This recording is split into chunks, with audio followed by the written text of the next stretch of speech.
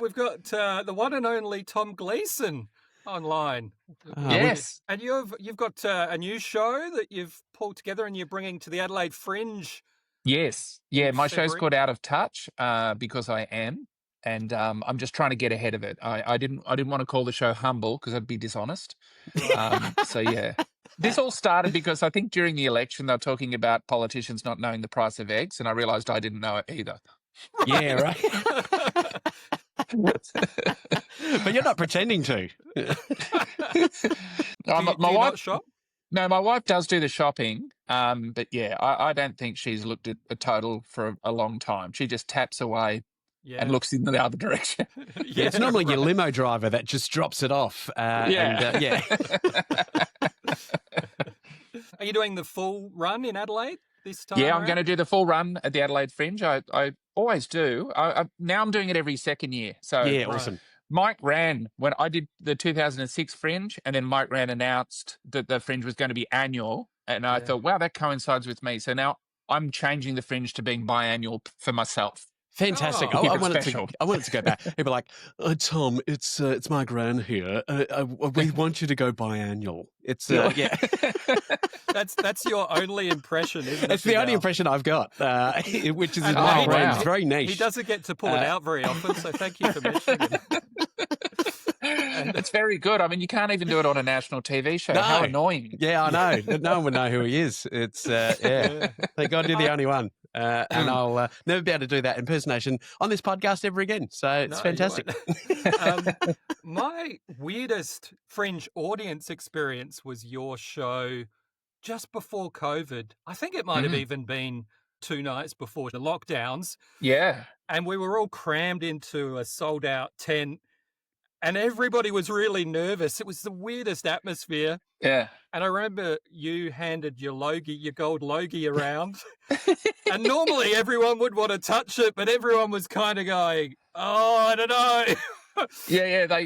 Because they were passing it around the room. Yeah. I used to get them to pass it around the room because people would be surprised. And then once I made the mistake in Wagga, I said, can you throw it back to the stage? And someone literally threw it back. Oh, jeez. Like from about 10 rows deep. And it's pretty heavy and it almost took out a rib.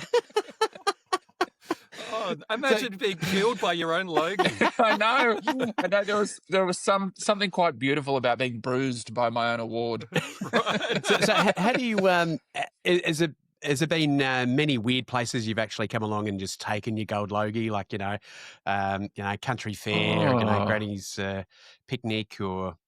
I took it to we had a school fundraiser for the local primary school in Romsey where I live, and I took it there and I gave it to the principal and then didn't see it again for the whole night. And she was charging people money to get a photo with it so that they could raise more money for the school. I'd pay for that. I would. That's a great idea. That's. Did you get a cut? No. Well, it was to raise money for the school, so I didn't really care. But it was funny though because it was everyone was quite thrilled to see a gold Logie being passed around a basketball court at a primary school. Yeah, right.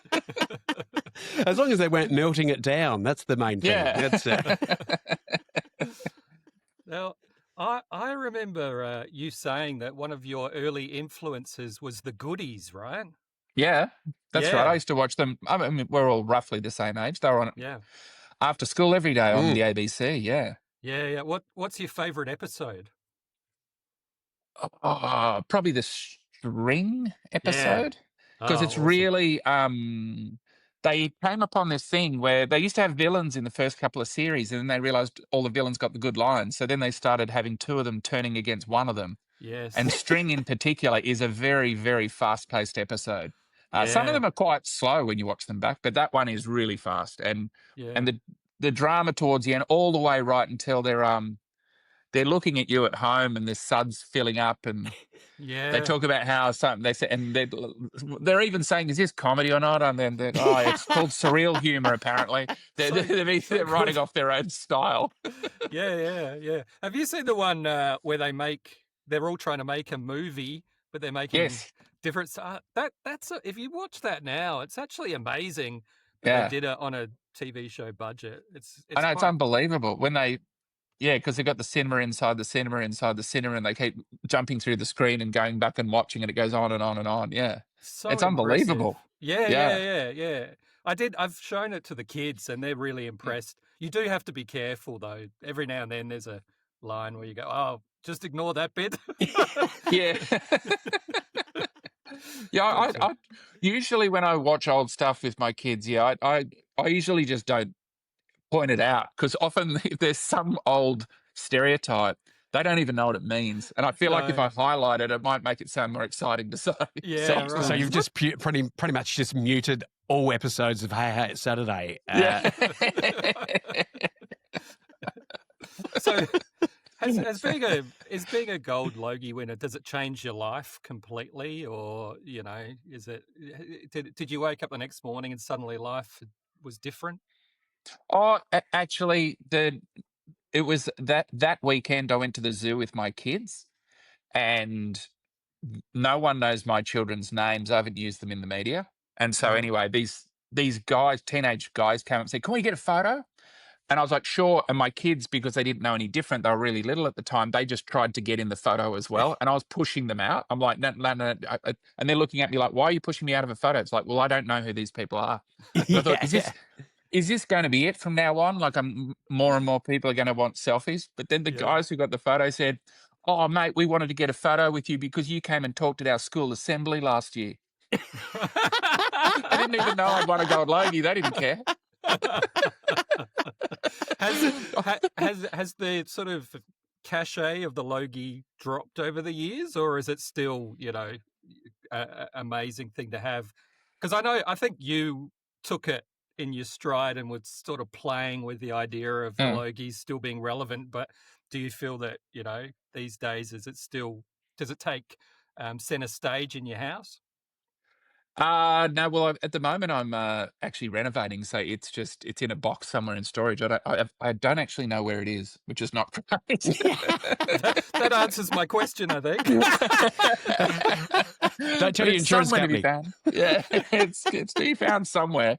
But yeah, I don't really know. I mean, I think it's a bit of publicity, which was good. But I mean, the irony with me winning is the only reason I got heaps of publicity out of it was because of the way that I won it. If I just won it as a regular, nice person who just ran a polite campaign, it wouldn't really register. And in terms of the column inches that previous gold Logie winners have got, I've overshot them out by a long time. Like you'd struggle to know the Logies are on now. Whereas when I won, it was in the news for 2 weeks. Oh, yeah, totally. In Adelaide, we've got Anne Wills, who I believe is the person to own the most Logies besides Graham Kennedy. That's right. And so she's got a plethora of these, not a gold one, of course. I'm sure she'd be grateful to get her hands on that. But it's because they used to give it to like local states and all that sort of stuff, and they kind of don't do that anymore. But I did hear that at one point she was using one as a doorstop. So yeah. Well, yeah, Adelaide used to have its own Tonight Show, didn't it? That's right. In Adelaide Tonight, it was hosted by Ernie Sigley. Is that right? That's right. Yeah, Ernie Sigley would do that, and I think Anne Wills had the old AM Adelaide with the late and great Mr. Richard Marsland and so forth. So it's wouldn't it be great let's bring back state-based TV? That would be wouldn't that be fantastic? Or even that'd be so good. Suburb-based. Oh, absolutely. Well, that's what this is. Yeah, pretty much. I did work experience on AM Adelaide. Did you really? Yeah, and it was fine, except the singer from Chocolate Starfish was a guest that day. Yeah. And he handed me he drank from a cup and then handed it to me like I was a piece of dirt. And I refused to take his cup because I just felt like he was treating me like dirt. And then I think I'd kind of got myself offside with the people at Channel 9. So it was not a great memory. You could have sold that for heaps on eBay. What were you doing, Scotty? It's the guy from Chocolate Starfish. I don't know. Yeah, but the lead singer of Chocolate Starfish now probably reminisces about the time when he used to be allowed on Adelaide television. That's right. That's true. He probably talks about it like it was his heyday. Yeah. I'm sure. So you're a very familiar face around Australia. Like, what's the weirdest stuff people just yell out at car windows at you? Do you still get the Australian fast bowler? Do you just more like hard, like, which is a weird thing to say to someone?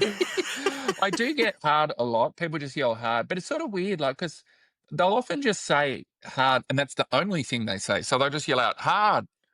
And so you look around and you don't, I've been doing it for over 10 years. I still don't really know what to do. Like, Yeah. what do you say? Thank you? Like, Yeah. it's a weird thing Don't look below the waist, just in case.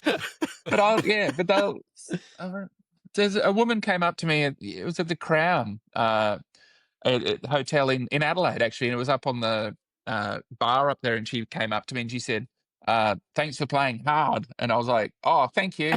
And she goes, oh, I thought you'd really like it if I said that. And I said, I don't know, it's kind of weird when you think about it. And she said, yeah, but I just had to say it. And I'm like, well, you didn't really. You didn't have to at all. You could have not done any of this. In fact, you could have just said, oh, hi, I'm a big fan of your work, and we'd be talking about something else by now. Yeah. Like, are people surprised that you're, not a prick in real life to most people, except for that lady, of course? Well, yeah, I think they are shocked. I mean, when I record Hard Quiz, I'm very polite to the contestants when the cameras aren't rolling, so it's very disorienting. Because, as soon as the red light's on, I'm straight back into them again, and then we go, cut, and we start moving. I'm like, thanks for coming on the show. And they're like, thank you. They're like, what's going on here? Is he bipolar? Well, I think we're pretty much out of time, but thank you very much, Mr. Tom. And I'd love for you to come back for another episode. Okay, I'll come back as long as it's shorter. Okay. We can do that.